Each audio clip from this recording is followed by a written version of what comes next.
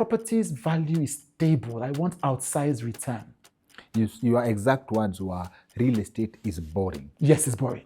Because I already have real estate. I know what to expect from that. That's not how the kind of wealth I'm looking for is going to be created. The kind of wealth I'm looking for to be created is the one of multiples of hundreds and 1,000, where I invest $1,000 and I get $100,000. That's what people who play with this. That's what crypto millions. That's what tech investors get. That's what You're not limited by the rules of return on investment. There's all kinds of things happening in the world. And how do you achieve this if the 100-year, and I keep referring to this, the 100-year average return on investment in the stock market, S&P 500, I believe, has been 10%. Hey, Wadao, our guest for this episode packs over 25 years experience in the media industry. And when you listen to him talk business, it sounds like he has multiple lifetimes experience in entrepreneurship. He's only a person who has been poor who has never been poor that romanticizes poverty. Yeah. And there's a Yoruba saying, "Yokin show me obe." Poverty is not soup for us to consume. And so I don't think our challenge as a civilization is to have more rich people lose their wealth. I think our challenge as a civilization is to have more poor people gain wealth.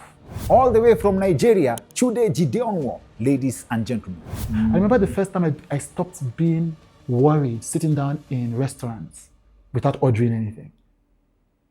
This is that's an interesting point. Yes. Our conversation with the host of the With Chude podcast on YouTube is hands down one of the most fun and thought-provoking conversations we've had on this platform. Where were the Nigerian, South Kenyan, Cote d'Ivoire, Ivorian governments who were saying, what was it about our locations that didn't cause death when the next pandemic arrives? Because it will come. It's inevitable. The world we are moving too fast. We are traveling. Yes. But nobody's thinking about that.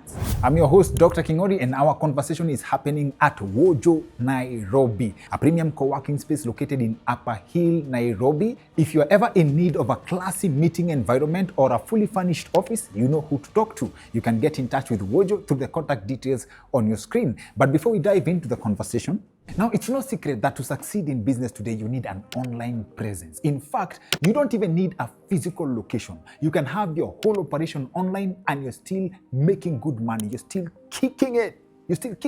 Take a school, for example. Let's say you have ideas of how you can offer online courses. Why the headaches? Yet Odoo has a fully dedicated e-learning application, fully kitted with all the features you need, such that all you're left to do is just load the content. The Odoo e-learning app allows you to manage your courses, contacts, and participants smoothly and seamlessly. The dashboard is intuitive and user-friendly, showing important metrics like views, comments, and reviews. And that's not all. The Odoo e-learning app allows you to change menus to showcase different content. You can also filter or group courses to make navigation easier. Now, creating a course on the Odoo e-learning platform is super easy and intuitive.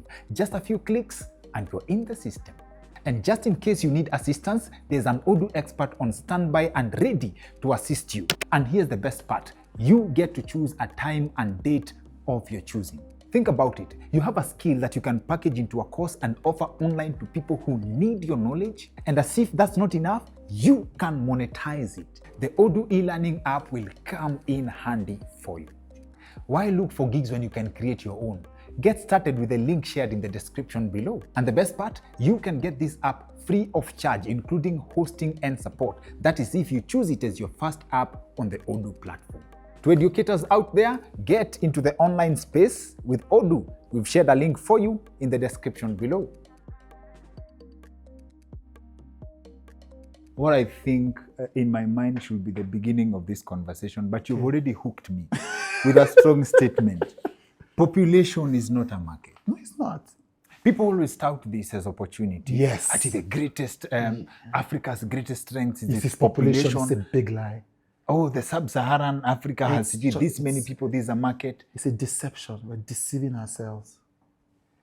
Please break that down for us. We're deceiving ourselves. Population is not a market. It's not a market because a market is the ability to spend. to buy, to grow wealth. We don't have that. Most of the people in this sub-region, sub-Saharan Africa, are below the poverty line.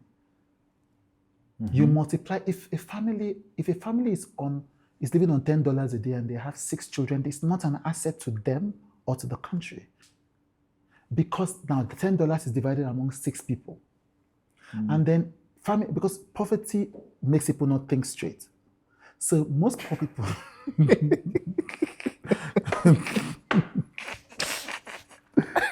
this is the truth. I grew up in almost a slum, so I saw bad behaviors around me. So parents always, people who give birth to a lot of children are betting on the children, like investors. They're like, if I give birth to 6, 1 will succeed. But poverty culture affects poor, so the culture stops the bet from being a good bet. It's not because what happens is that these 6 kids are stuck in a rut, they learn bad behaviors, they don't have good role models, they don't have opportunities for internship, they are in the survival mode. There's a reason why rich people get richer, because wealth has momentum.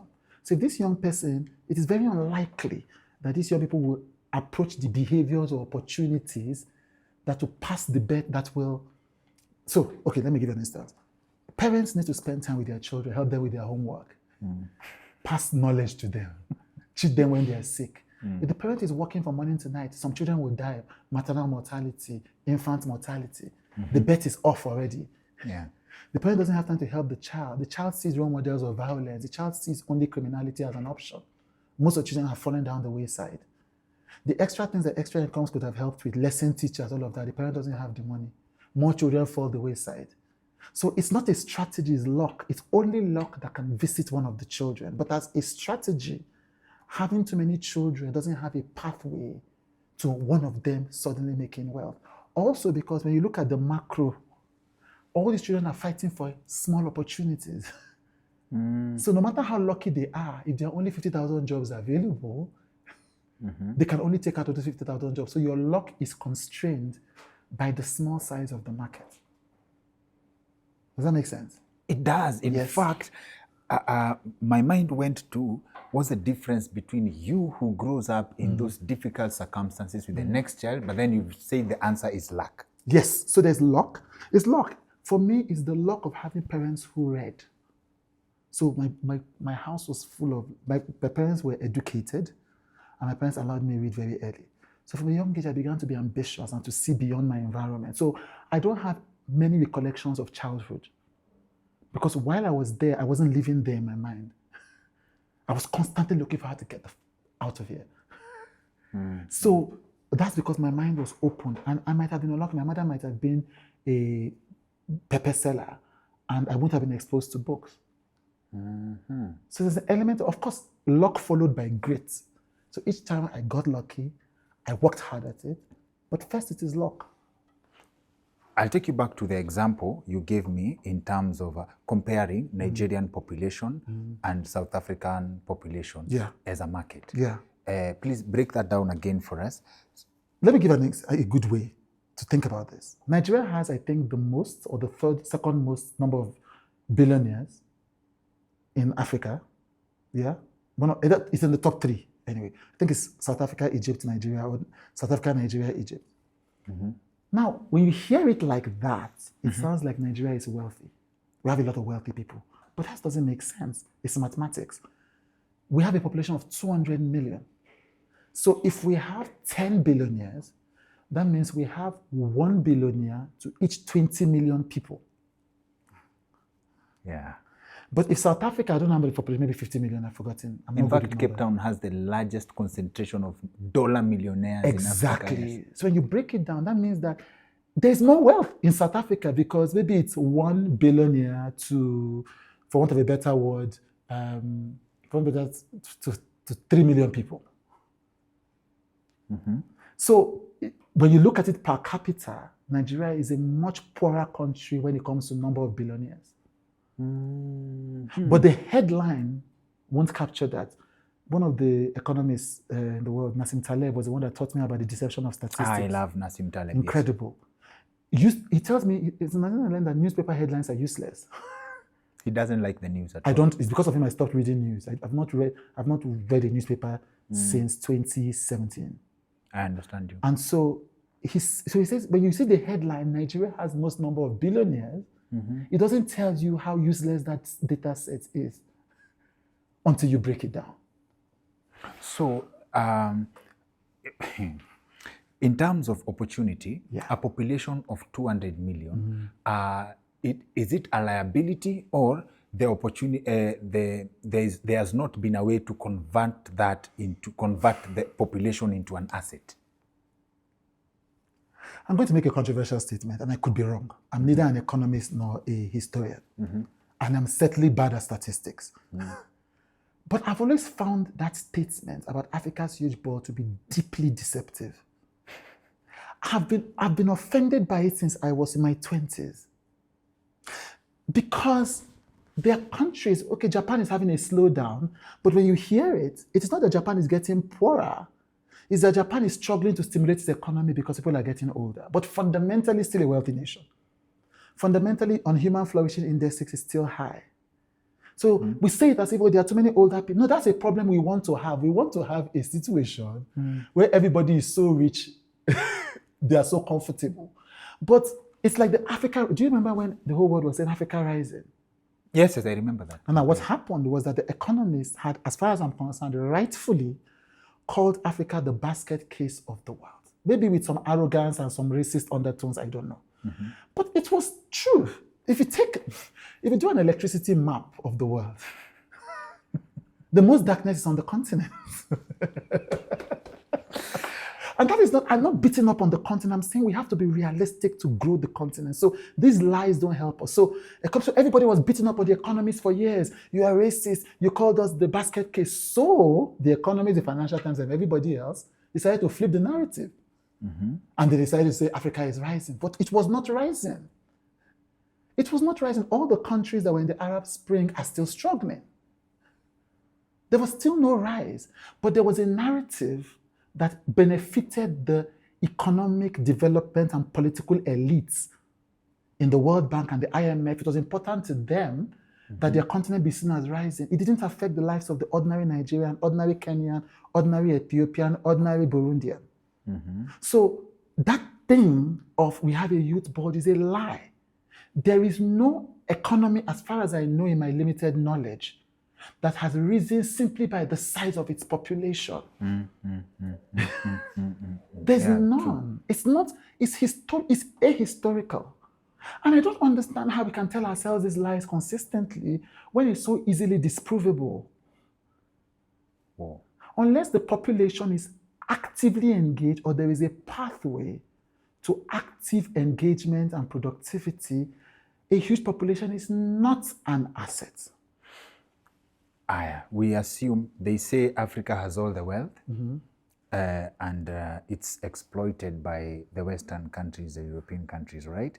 A country like Nigeria has oil, right? It's Nigeria that has oil, but there's a problem with electricity. Yes. Right? Yes, and the problem with oil too. There's frequent fuel scarcities. Where is the disconnect? The wealth still, the population is too big for the resources, or the concentration of wealth to a small group of people or a small clique of people is what is causing the net effect? I don't know. So there are a number of books. The books about the resource costs. Yeah? That countries that have an abundant set of natural resources do not necessarily become successful economically. True. So there's a lot of research about that, especially on the African continent. Yes. It is not correlated. Natural resource is not correlated with economic growth. Understood. There is a book called Prisoners of Geography that talks about the fact that actually, its thesis, I think, is that natural resources make the population lazy. I think it's also the resource cost thesis as well. That typically, if you grow up in a harsh environment, you have an incentive to innovate because you have to survive your cold environment. But if you grow up in a temperate environment, you are comfortable because you have everything nature has given you. And so, incidentally, it de-incentivizes innovation. This is not about the color. It's not about the color of our skin. It's not about Africans. It's about, in Prisoners of Geography, his thesis is that location is the primary determinant of economic success and political dominance. And he explained it with the maps. So anyway, between all these theses, what we know for sure is that economic resources and natural resources do not correlate with economic progress. It's a fact. There's nothing hidden about it. We have enough examples. So I don't know what the problem is. I am sympathetic to the innovation laziness theory. It actually sounds very plausible. Yes, I think it's a very reasonable set of circumstances. It's reasonable. It's reasonable. That's what I think. And in terms of creating wealth through opportunities that are available, when we go back to history, we have the agricultural revolution, we have the industrial revolution, we now have science and technology revolution, tech revolution, we are in AI now. Content has had a good run, and I believe it continues to have a run. My image of Nigeria and Nollywood, Nollywood really kicked it very well as far as representation of Nigeria and content. Yes. Right? Yes. So this comes, I have two questions in this regard. Number one, it created an opportunity for artists to make it big. Yes. And I was so shocked to learn that some of them had lost everything. So we'll discuss that. Now to the first part. Right. What has been the business model of Nollywood that other African countries have been unable to replicate? I told you that the fundamental story of Nollywood is a story of luck. Yeah. Fundamentally. Yes. Let me tell you what happened with Nollywood. This is the history of Nollywood. There's a market of Igbo people called the Idumota. Yeah, and they do import. The economic collapse, we became import dependent, and so this was the market where you would import a lot of the things the country needs. Yeah, so now I forget the specifics, but at some point a guy had imported a lot of video cassettes. The film industry had died. We had a film industry that was popular in the film festival circuit, but it had died. Nigerians had stopped going to the cinema. The military had decimated the economy. Yes. So now, but he had imported these cassettes for a purpose I forget now. But he had dead cassettes, thousands of cassettes. So he asked himself, what can I do to move this inventory? And then he met a guy called Okechukwu Ogujiofor and somebody else who said to him, we can do films and put it in the cassette and sell it. This was the origin of Nollywood. The cassette player did not care about film, didn't have a strategy. He wasn't thinking about, we can use film. No. It was luck. So, how do we do this cassette? And an Igbo man says, we can do films. Yes. So that's how the first film, the first home video that were living in bondage, that's how it came to play. That's what happened. That's how Nollywood was formed. And immediately that happened, other people that were importing cassettes in the same market became the investors in film. Whoa. And there were three, because they were Igbo people mostly, there were three major centers. There was Ebingbejo Lane, there was Upper-Wika Road in Onitsha. So a marketer who had a shop in Idumota would also often have a shop in Onitsha, which is where Igbo people come from. But Lagos is the economic capital. And that's how the Nollywood business became popular in Onitsha and Lagos and Idumota, and by extension Asaba, which is close to Onitsha. That's how it happened. There was no strategy. And so what happened was that immediately he did the opportunity, other people came in. And that's the same, it's through that ripple effect that it breaks out of Nigeria to other countries. No, I think the reason why it breaks out of Nigeria is often because we have a powerful diaspora network. Again, accidentally. We didn't strategically decide, like China did, to move its diaspora to America, to learn the American way, for instance. We didn't, it wasn't the way that Israel thinks strategically about its diaspora. It was simply that there was poverty, military regime. A lot of Nigerians, because we have grit, a lot of Nigerians were leaving the country to go and find a way for themselves abroad. Yes. And so and Nigerians are very insular in our taste. So if a Nigerian comes into Kenya now, where's jollof rice? Where's jollof rice? Where's jollof rice? We are like Americans. We don't really want... You are loyal to you. Yes. Yes. And so when Nigerians go abroad, they watch their films. We watch our films.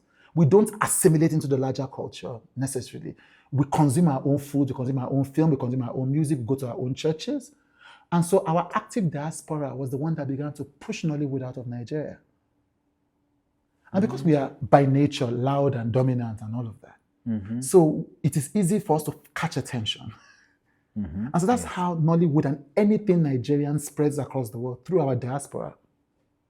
But these stories were so powerfully told that I remember myself getting saved twice after watching a movie called Wasted Years. Oh my goodness. You're an old Nollywood. Wasted Years, that was a Shola Foshudo, I think, an amazing film. I think it was a Helen Opabio film. I saw the chief burning.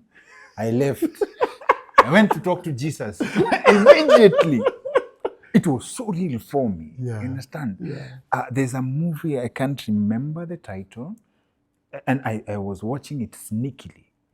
And I live with the suspense to date. Yeah. Because my mom was watching it at a friend's place, so I had to watch it through.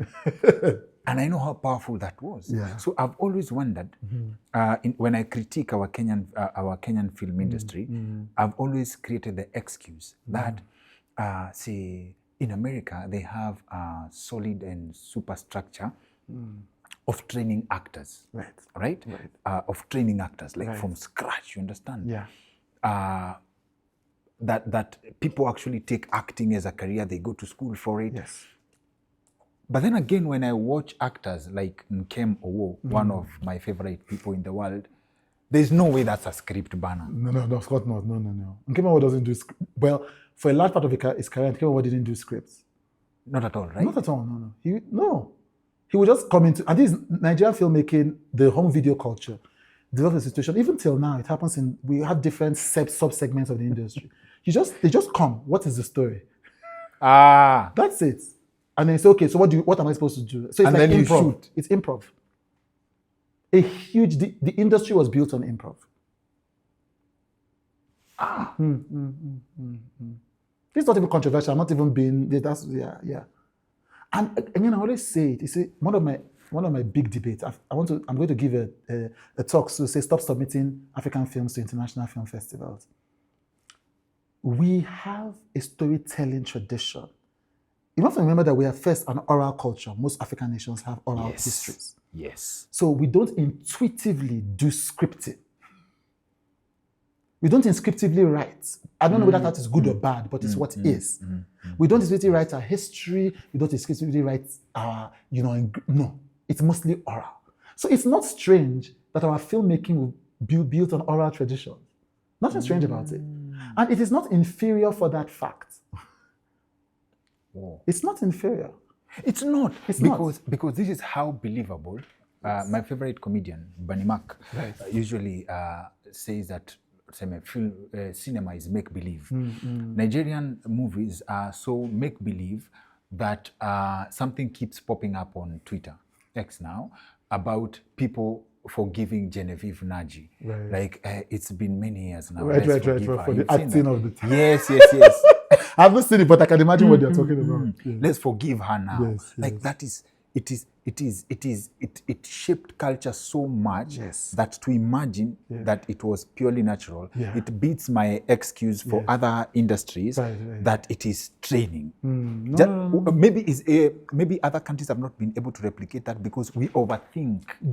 Oh my goodness, you said it all. You see, I'm a filmmaker and I've won awards for film. So I think I can speak credibly. Yes. A lot of the top filmmakers in Nigeria are my friends, or my uncles or my aunties. I tell them sometimes a film does so well, then Nigerian critics hate Nigerian movies. Call whatever your most popular Nigerian movie is, go check the critics, they hate it. Now, this is the reason.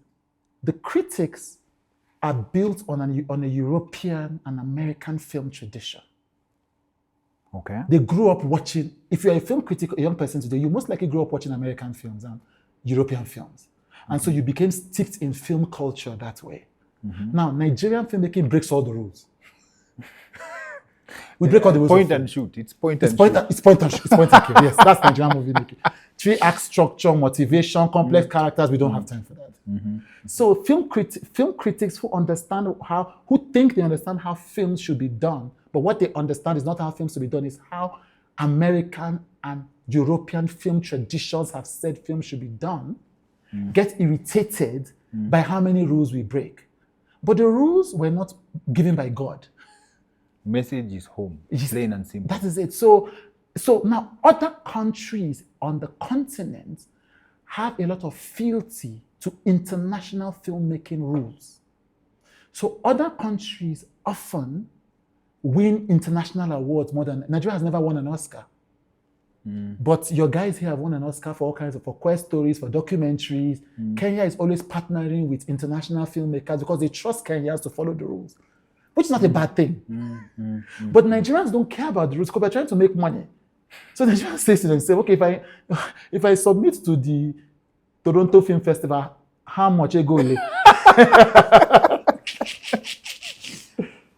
Now, and there's a fundamental wisdom to it, because none of our Oscar-winning films, or 90% or more of our Oscar-winning films, have been commercial failures.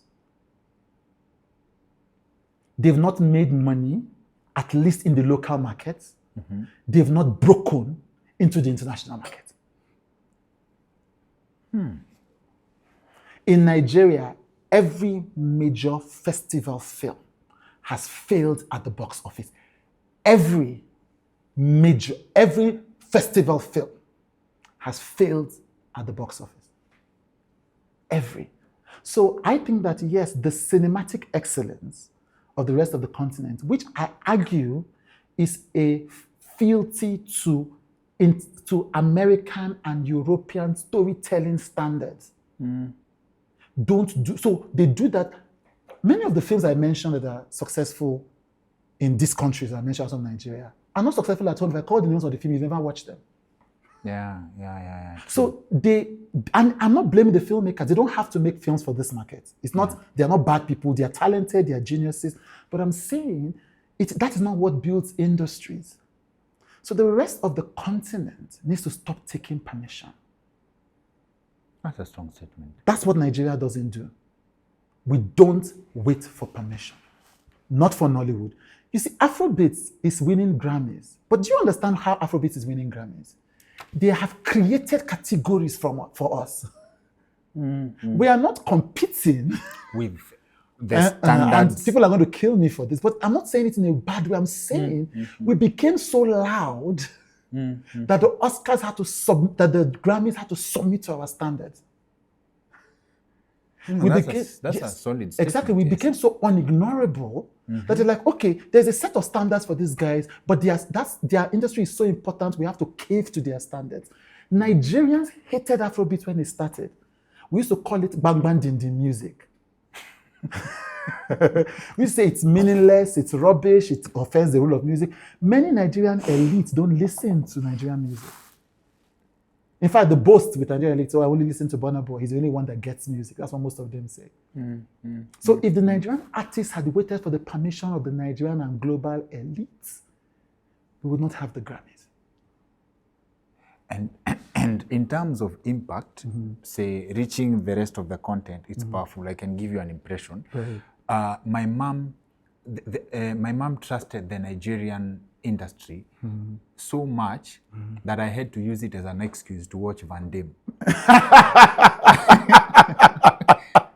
For real. Yeah. I remember going to the movies with a cousin of mine.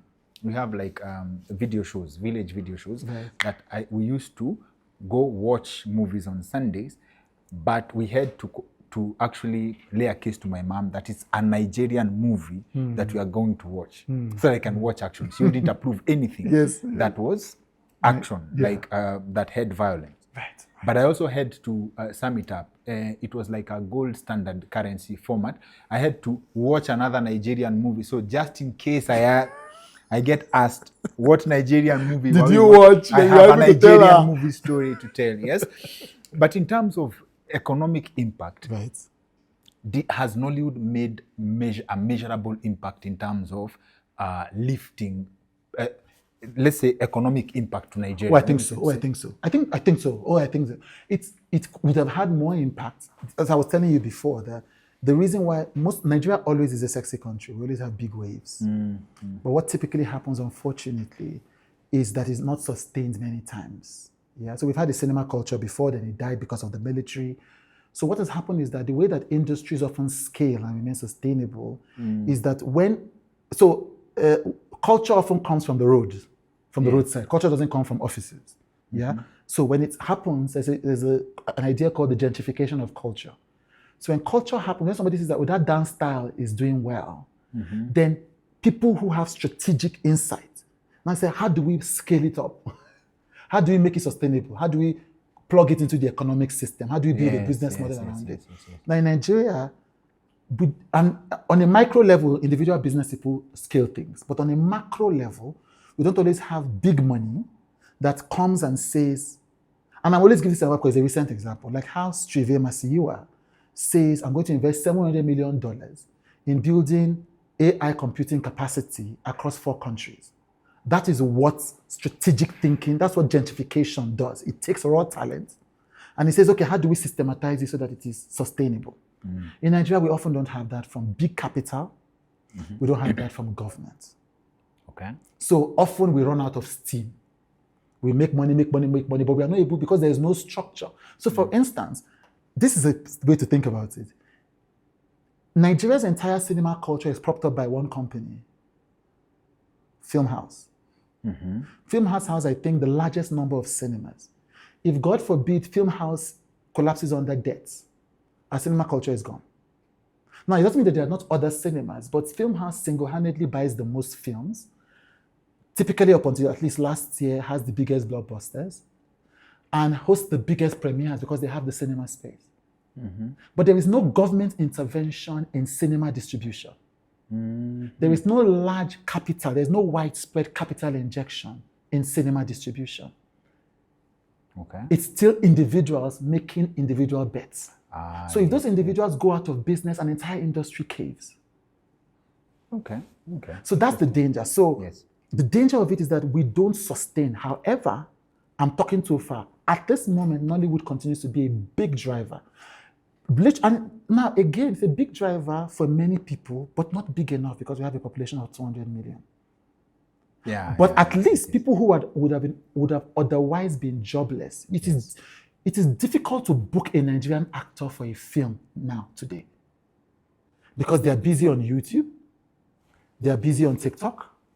We produce, Nigerian YouTube filmmakers produce 1 film a week. YouTube has caused proper disruption. Yes, it's real disruption. So with YouTube, we've returned to our home video culture. So we shoot for 2 days, we release a film every week. So it has created individual jobs for a small set of people. Actors, scriptwriters, directors, production managers, all of that. But 2 things, it's concentrated in certain states. It's concentrated in Lagos. It's concentrated it's mostly concentrated in Lagos, honestly. Yes. So you see what I'm saying? And even that, if I total how many people the growth in the economy is targeting, I'm sure it will be less than 500,000. And I'm sure that even the knock-on effect is small, but it is good. At least it has created value where there was no value before. A forward-thinking government now would have thought, okay, how do we make it reach more people? How do we build our own YouTube and create our own monetization platform, just the way that the US has wrestled TikTok out of China? So yes, Nollywood is making money. It is lucky, again, because of the diaspora audience, which generates high CPMs for local movies. So the business model is Naira spend, dollar return. Yes. So good. It is not vulnerable to the local economy. Yes. It's a globalized economy, so to speak. So because of that, Nollywood has made jobs for a lot of actors, a lot of scriptwriters, a lot of producers. People can create their own economics, and that's great news. So to your question, yes, it has added incredible financial value. It has also attracted value. So Netflix and Amazon spend in Nigeria, they didn't get any returns on their investment. Yeah, they said it in public, they said it through leaked memos. They didn't get any return on their investment. Well, let's talk about Amazon in the past. Amazon left officially. They didn't get. However, Amazon money entered our economy. Yes. So, bad, and not really bad for Amazon, because really it's not a lot of money they spend when you look at Prime Video's global revenue. You know, it's not as if they had a big team, they were spending in Naira sometimes. So the local economy attracts all these monies from the global, which is good for us. Yes. But it's ultimately risky, because what happens now that Amazon has run away and Netflix has reduced its spend, it's luck again before somebody else invests. So an entire generation has to perhaps die. Then their children will take over. The children will not remember the disaster of the last investment. And how can that be changed? By government investment. Governments, and unfortunately, either government or big capital. Again, I'm just using this example because it's the latest big idea I've seen. It's like Tony Elumelu investing $5,000 in thousands of African entrepreneurs. Again, it's like what Trivey Masiyiwa is doing. You need people who see the big picture and will invest the patient capital to build an industry. Okay. That is private wealth. But often it's government. So if government says, okay, look, this industry without any major capital injection has created 400,000 jobs, for instance. Okay, how can we make that into 4 million jobs? Okay, can we invest in this industry to reduce the cost of production? Set up film villages, for instance, so that cost of production is cheaper. Yeah? Can we have localized training so people don't have to go abroad and spend their dollars to be trained in filmmaking? Can we codify Nigerian filmmaking as a discipline and teach it in universities? So, and then can we, in investing in cinemas, reduce the cost of going to the cinemas? And these are just examples. It's not as so that if now you have to pay 5,000 naira to go to the cinema. If you were paying 400 naira, more people would go. So government interventions now reduce costs, create a value chain, increase value. You know, when that happens, then more people enter into the industry, the wealth is increased, the value chain is deepened, it becomes integrated into the culture. It becomes integrated into the economy in meaningful ways. Suddenly, it is now a thing. If we are in conversations with international people, with international embassies, we're asking them to invest in our filmmaking industry. You know, if we are going ahead, when we are extracting agreements from people who want cooperation on security arrangements, we plug in our cultural capital. So what that does is it now accelerates the growth. More films, more consumers, more people, then more jobs. Okay. Suddenly the value increases. But without and it's only government that can do that. So for instance, there's a security crisis in many parts of Nigeria's north. So that means that investors cannot open cinemas there, sadly, because they are worried that somebody might go there and burn down the cinema. Only government can take that risk. So government says, okay, private capital can't do this, but we are going to build cinemas even in conflict zones. Then that generates economic activity in those conflict zones. So imagine, okay, we have a home video culture now. Again, I'm not a macroeconomist. This is just what I observe from listening to macroeconomy. We have a home video culture on the internet. We have a massive diaspora audience. Massive. Dirty December is driven by our diaspora audience, which has become popular. Now, first, a country, I've been saying this for a number of years, Nigeria should stop stopping. Nigeria should have it as official government policy to have more Nigerians leave Nigeria. Official government policy? Yes, we should have, it doesn't have to be, we don't have to declare policies to leave Nigeria, but remove the bottlenecks that stop Nigerians from leaving Nigeria. Make it easier. This is the reason. Because the inflow, the remittances from diaspora audiences is huge. It's huge. Is that a better alternative than creating value internally? It will take too long to create value internally. So you can have that as a long-term strategy. Short to medium term, let's have more people go into the world and create financial value. Because what happens is that if you have 15 jobless people and one of their brothers goes to Malaysia, he sends money home. Those people stop being dependent on an already non-existent social security system. Because his money is not dependent on the local economy. The more people go home and take care of the people locally, the less poverty there is in the country. It's not even a deep thought. So this issue of national pride is, it was official, maybe not declared policy for China to sponsor its students in American universities. So they can bring that knowledge back home. That was their own imperative at the time. Our own imperative is that we have so many sectors of our economy, fintech, music, the creative industry, real estate, that are powered by diaspora remittances. A sensible businessman or government follows the path of least resistance. You say to yourself, what is already working? How can we make it better? It's not a matter, because national pride is an obstacle to seeing clearly. There's nothing even to not be proud of in having your diaspora making big money abroad. It's just common sense. So if for instance, the government says, look, and I'm using the creative economy because that's what I understand. Our diaspora abroad is consuming our content without extracting from our economy. Yes. So less people to feed, more money to spread. Yes. So because of that, it behoves on us to let more people go out as much as possible, as many guarantees as we can give, tighten our border controls, tighten our processes, all of those things, so that more countries become comfortable to allow our inflow of migrants, of high-value migrants, as some people will call it. Yes. That's on the one hand. On the second hand, so if that happens, then more monies, more eyeballs for our movies. Very, very well explained. Yes. Very well explained. But then again, are we ignoring the culture element here, right? Explain You see, the role of culture in how you relate to money. Stephen Duku did a very nice feature on Nigerian real estate in the real estate in the villages, billionaires and Nigerian millionaires building in the village. Okay, Yes. they are not building in the village. They accept that these are dead assets, right? But they are building that because it is tied to something that happened culturally. Yes. That people now need to have a home in the village. Yes. It is of no economic value whatsoever. Yes. It's a dead asset. Allegedly. But it is, they also admit it. They also I admit agree with that, but I'm going to come to your point. Yes. But it is not like direct meaning.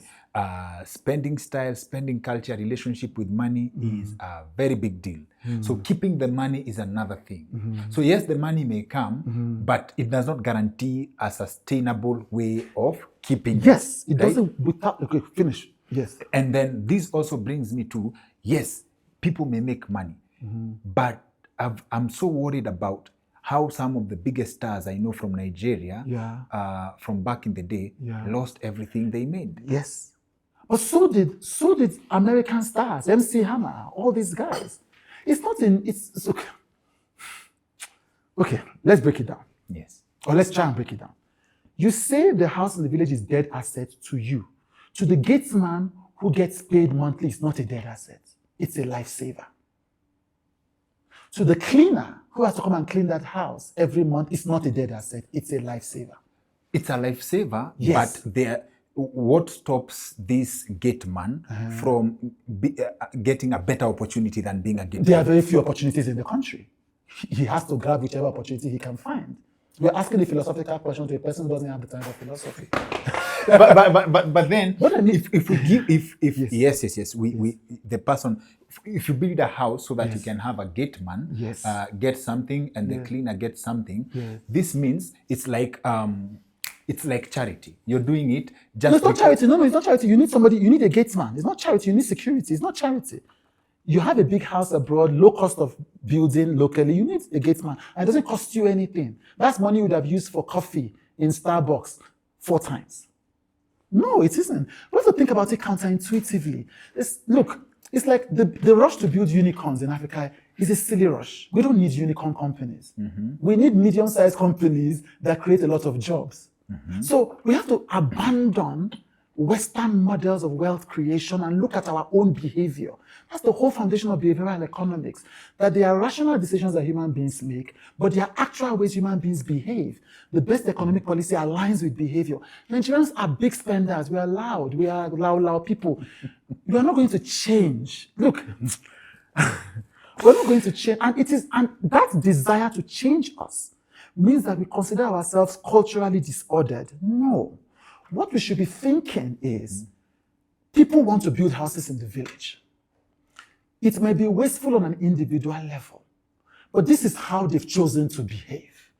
How do we create governance structures that help to extract value from this behavior?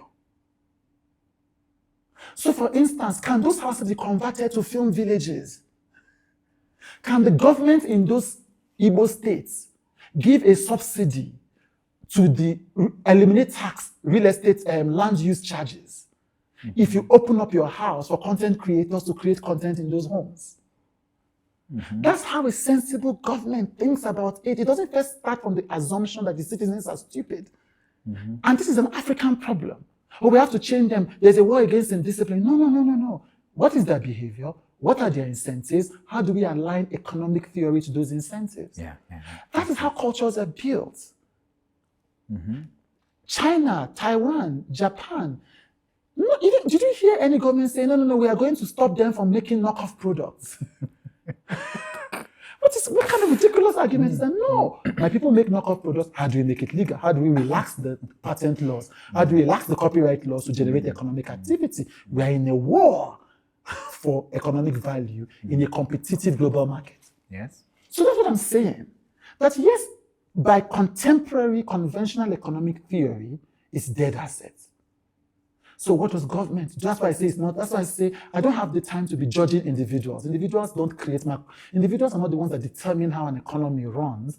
It's government's dereliction or proactivity that takes behaviors and makes it into value.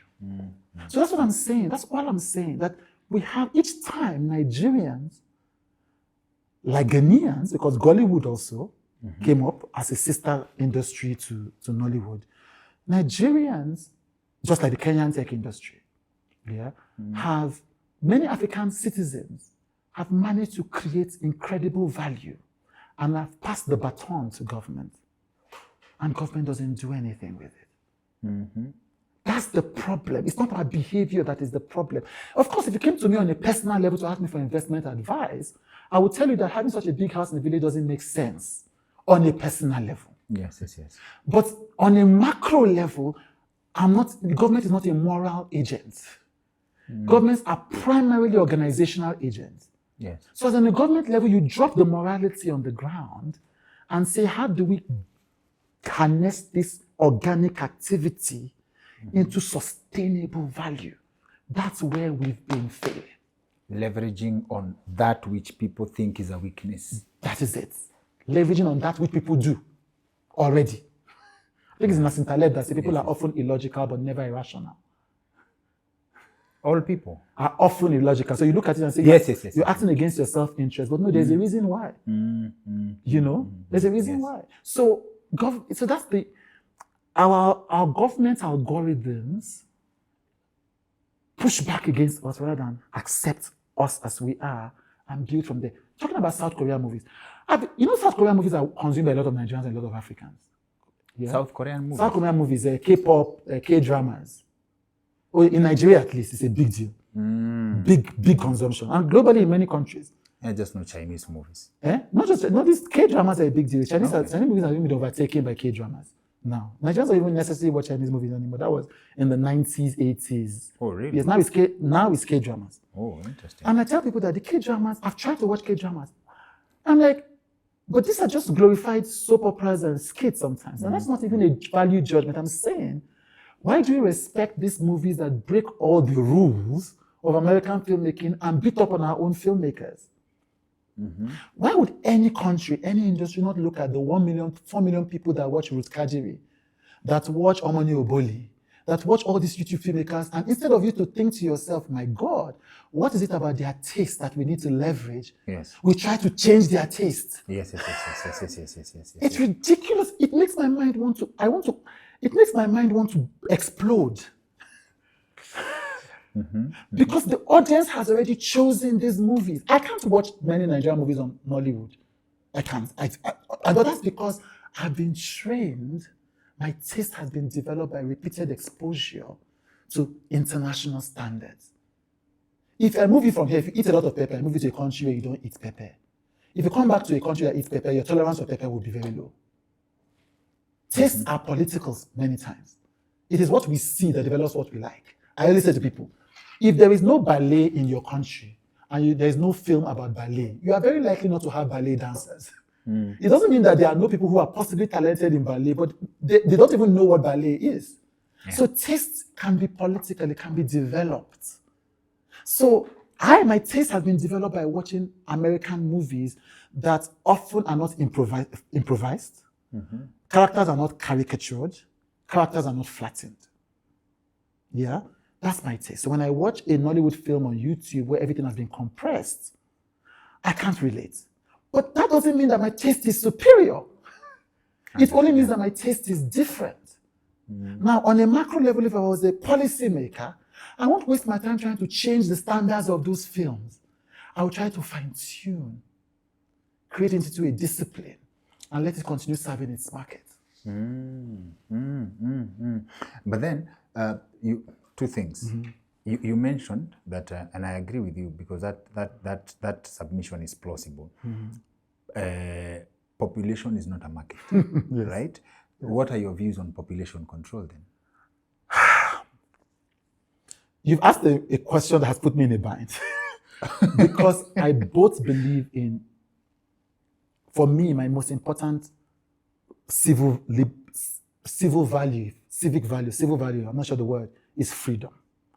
I believe in people's fundamental freedom to destroy themselves if they need to. Like, if a person makes a choice that is against their self-interest, I don't think the state should interfere in people's moral decisions. That's how extreme I am when I come to freedom. Yeah, I believe in freedom. The person has the freedom to choose to be poor. You know, so that's how. So now, population control. And the person has the freedom to choose to be poor. Has the freedom. Freedom of poverty is you have a right to poverty. Because I grew up under the military, and I saw the dangers of curtailing people's rights and liberties. So I think that's my overreaction to that. So if I was born in a free society, I might be more open to curtailing of freedom. So I've seen what happens when government enters into people's personal lives.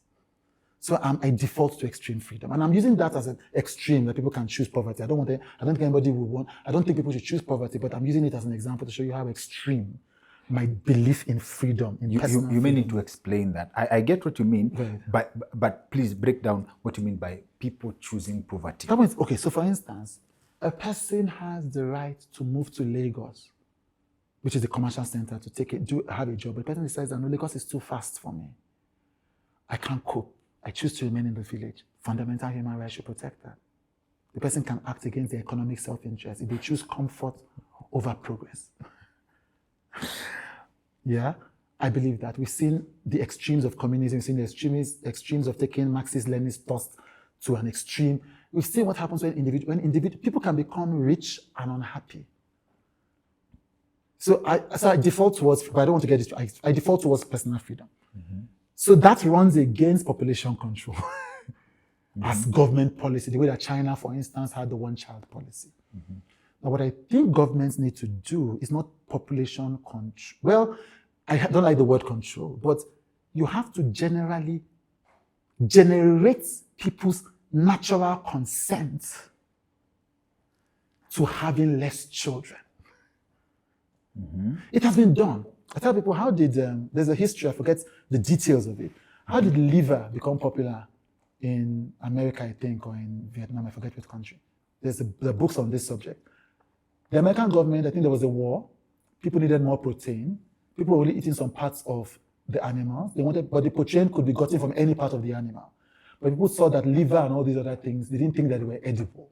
So what does government do? Government does a mass mobilization campaign without announcing it to make it become increasingly acceptable for people to eat livers and all those and kidneys. And suddenly now it has now become normal for us to eat livers and kidneys. The negative, some people call it manufacturing of consent, but governments generate desire. Governments can generate desire. Look, it's happening in Rwanda. There are certain government-enforced behaviors that are being enforced to ensure that this country doesn't collapse into another genocide. There are some behaviors that are discouraged. I prefer the generating of desire. I prefer that model of hearts and minds, where you make people fall in love with the idea. I prefer that to imposing it as policy. Yeah, the other one is more stable. It's more stable. People's behaviors change. They embrace it. That's why the one-child policy ultimately failed in China. So governments can generate the desire for people to have less children, and should, in many African countries with an exploding population. We have an upcoming episode with one of our friends of the show. And I sat with him yesterday and he told me something so controversial that I'm wondering whether I would actually prod him to actually break it down on our show. But I'll lay it for you. If you approach it with an open mind, you would hate yourself for thinking about that idea. He said, there's a community in Kenya that you'll never see with cripples or disabled, less abled people, right? And it's because the community is predominantly pastoralists. So when they get a child with defects, they have a cultural way of killing that child, because they do it in a special way, in a way that we are returning you to where you're coming from, because based on our lifestyle, you will not survive. And his rationalization of things is very interesting, in such a way that he says that his views on immunization are very radical. We'll have to put a proper disclaimer on that episode. He says that it's not necessary, because nature has a way of balancing. So, and culturally, African communities, if a child lived past the age of 5, they knew unless an accident happened, they are gonna live to old age. Understand? That idea, if you don't approach with an open mind, you would hate. Of course. Perspective. Yeah, but so I would object to that, not on the logic of it, not on the rationality of it, but on the morality of it, by which I define it. And morality is not universal. People choose their morality. There's no such thing as an evidence morality. You know, Democrats in America hate the death penalty but like abortion. He made a submission on that too. Conservatives in America like the death penalty but hate abortion. It's not a coherent philosophy. You see that you like life. They like mature death. They want you to exactly to grow into your death. Yes, but it's not coherent. Death is death and life is life. So we hold on. So when I say I object to it on moral grounds, I'm not claiming moral superiority to him. I'm claiming my own set of internal priorities do not make me desire that people should die, to be taken away to cause societal equilibrium. I cannot handle that. Yes. Fair point. Yes. Now, this brings us to a very an interesting point, right? We say, and this goes back to the point you said, population is not a market. Yes. All right? Yes. Then there's an example you give. For a person should have the right to choose to be poor. If they want to. Yes. Whether you live in Lagos or you go back to the village. Yes. Right? This means we'll be defining wealth by European standards. Exactly. I can run out of this studio screaming in joy now. So first and foremost, the idea that financial wealth is the most important of all the wealths is not born by the reality of the depression and loneliness crisis in the West. If money was enough to make people live a flourishing life, people in Denmark and all these places won't be killing themselves at the rates that they do. Nigeria has a lower depression rate than America. I've done the research. This was research that I did with NOI Polls, my organization, Joy Egg. So again, the theory of growth, economic growth, that the West prioritizes, we've taken it as gospel. It's like when people say, you see Africans on panels, Africa is not a jungle. What is wrong with jungles? What is wrong with jungle? Since when the skyscrapers become the hallmark of civilization? Why? Who told you that?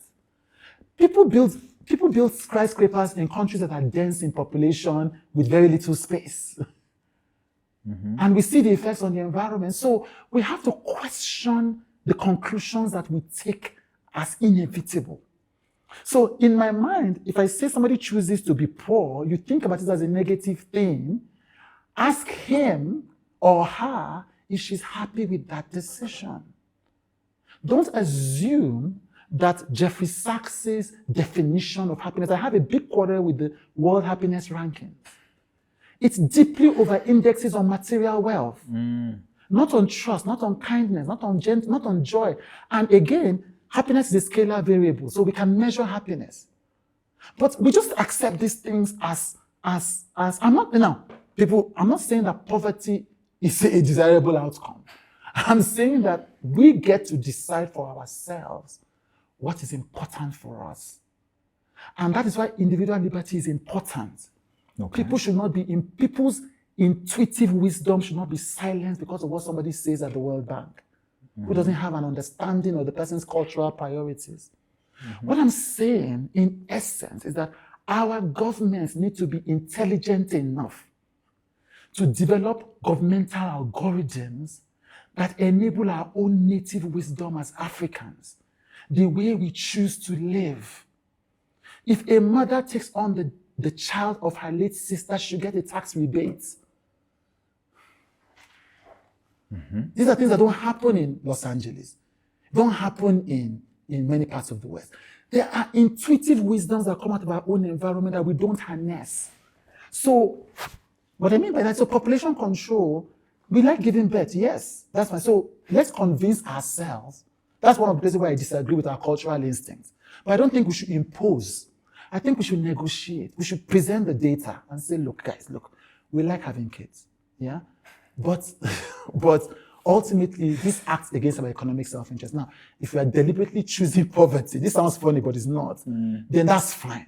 But if you don't want poverty, then we have to make a different set of choices. We hammer it through our education system. We hammer it through public debates. We create policy think tanks that understand the foundations of these behaviors, use that to create communication strategies and create cultural products that gently move behavior.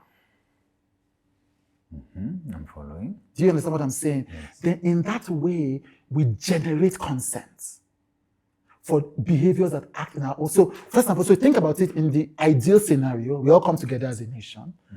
What do we want?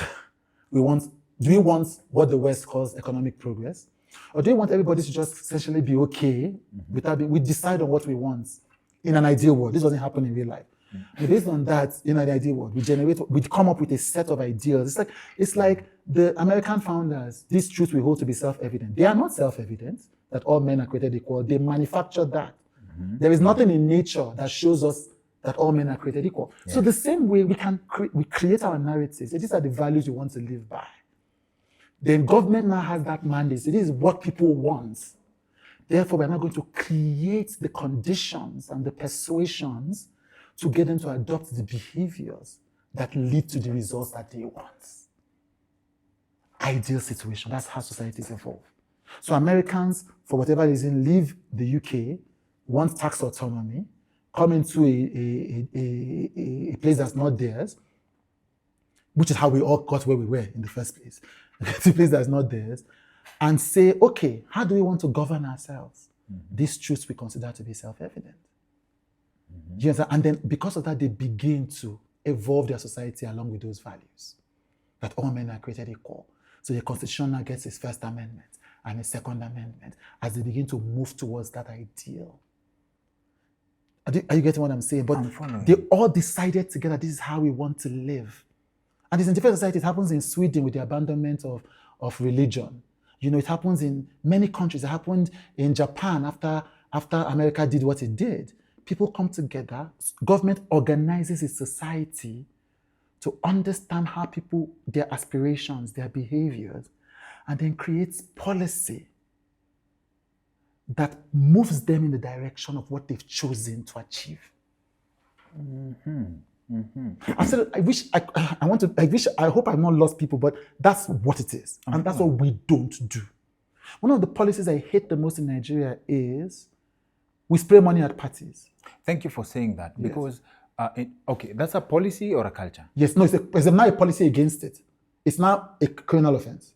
It's not a criminal offense, yes. You can making it rain? Yes. Is a criminal offense? Yes. Our trans influencer, Bobrisky, went to jail for 3 months for that. Whoa. Yes. It is one of the stupidest policies I've ever heard of. Now, let me say my all-time. I recently discovered him, my all-time favorite philosopher in the world. And I say that in the past and the future, and I hate that I didn't discover him earlier. Thomas Sowell. Right. He has very interesting submissions in terms of policies. Yes. He believes that most policy ideas or government intervention actually, most government interventions actually make people poorer than actually create wealth. In which case, even in the ideas that you've submitted, very actually plausible, but in terms of government intervention, government kidogo, it will may actually end up doing more harm than good. Right. I stand by Thomas Sowell's ideas. Right. I'm fascinated by Thomas Sowell's ideas, especially like that he's contrarian to the consensus in many American circles. Yes. But what I'm asking for is not government intervention. It's government direction, and there is a difference. That's why I said I do not align with government saying this is the number of children you will have. I align with government creating the conditions for you to make that choice for yourself, which is aligns with Thomas Sowell's thinking. You need government so that government can do less.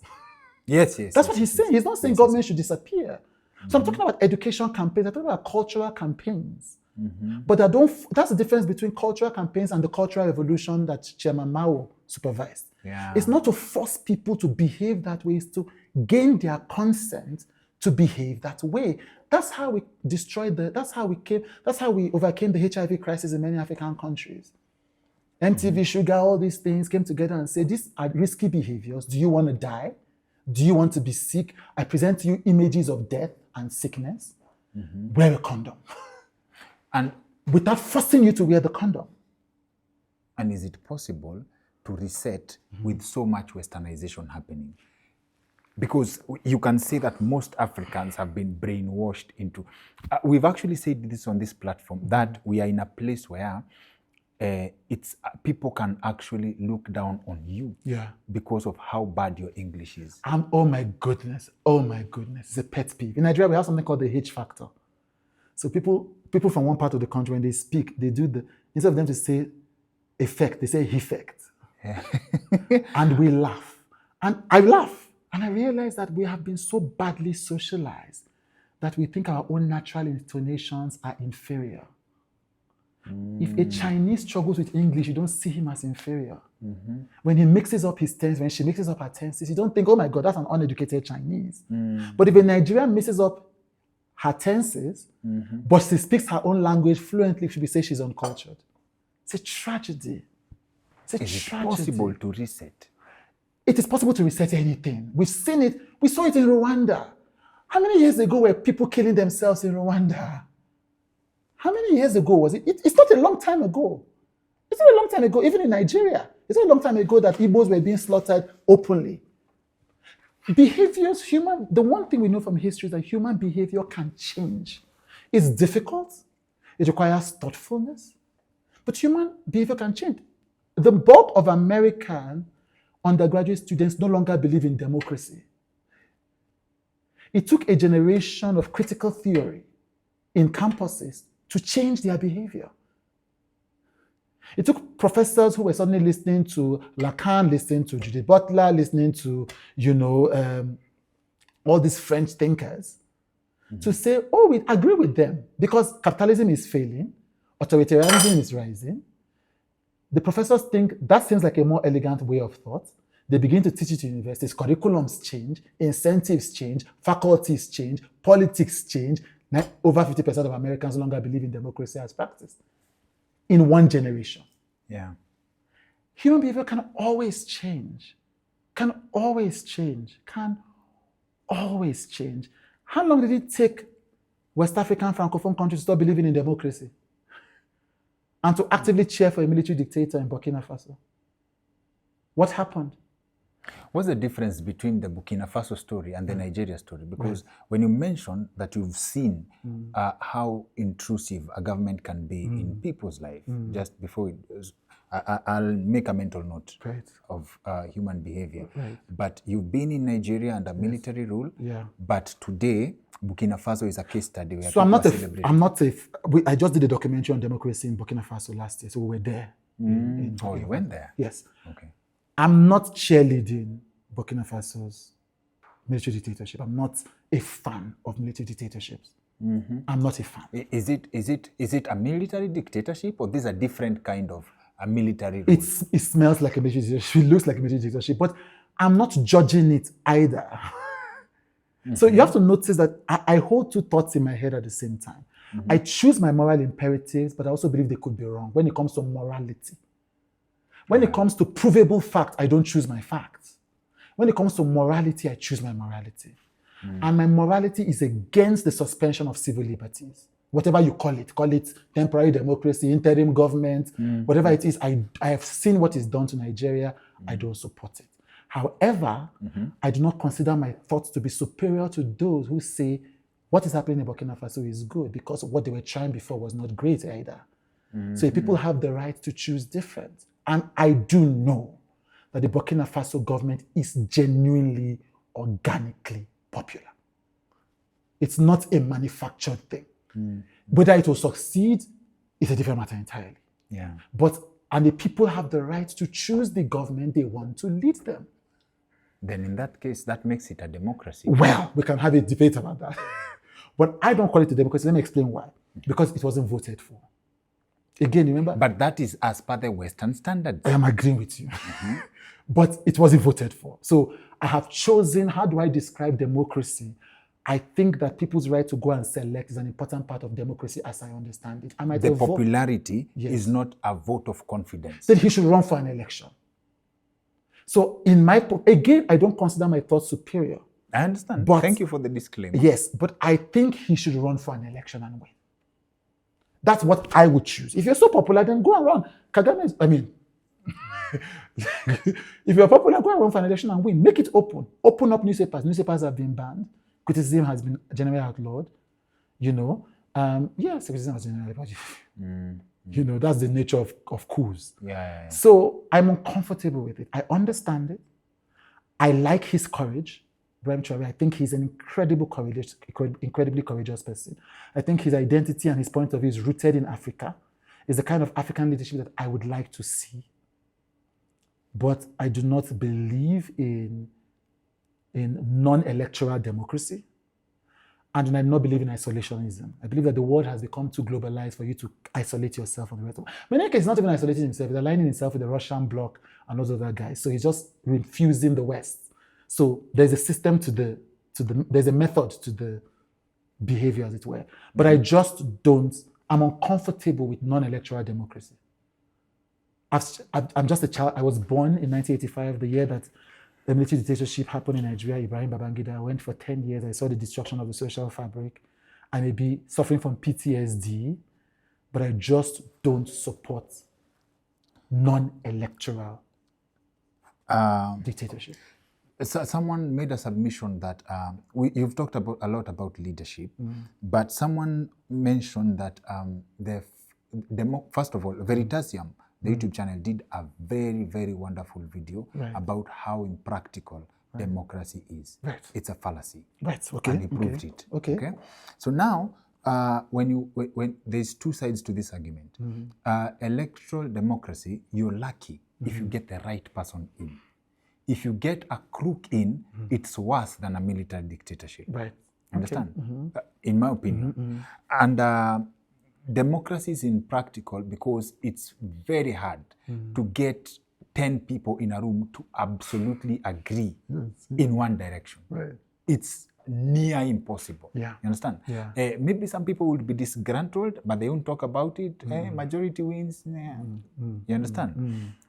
So my opinion has always been, as an idea, for example, to make leadership positions ceremonial, top leadership position ceremonial, but to have structures that are policy driven and agreed upon. Kenya, for example, had a Vision 2030, plans laid out, which in my opinion, if that started in, say, the year 2002, so every president that comes, not that every election 5 years, you come with your own ideas. You kill all the other ideas because it takes time to implement economic ideas. Right. You understand? Right. So democracy is a jinx because of the idea of winner takes all, right? I feel like to some extent, it's a wrong format for the African continent, and we should go the idea way, have a structure so that whoever comes to the leadership position is to move the needle from point A to point B, but towards a common goal. I don't disagree. I've thought about that a lot. Especially because China has something like what you're talking about. There's a stable set of ideas that the Chinese Communist Party subscribes to.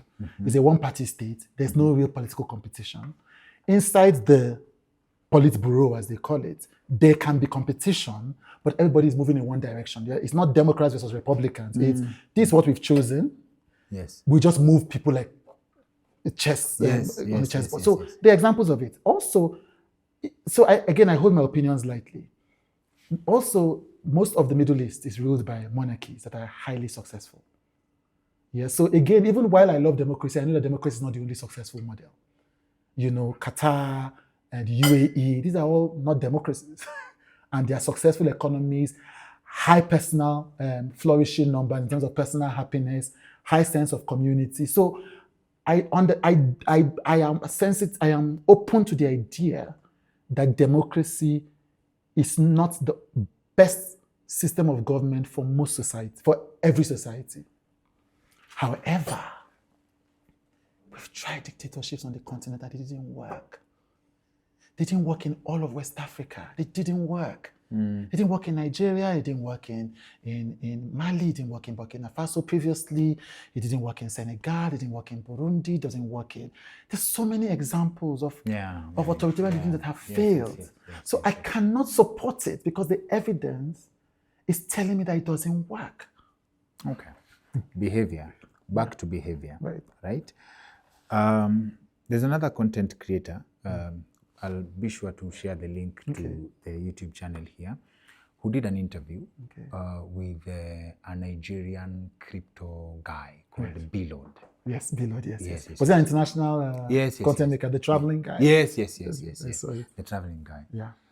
That video is, actually, he managed to show the stark vibe of Nigeria, the village that's on top of water, and the guy is a school.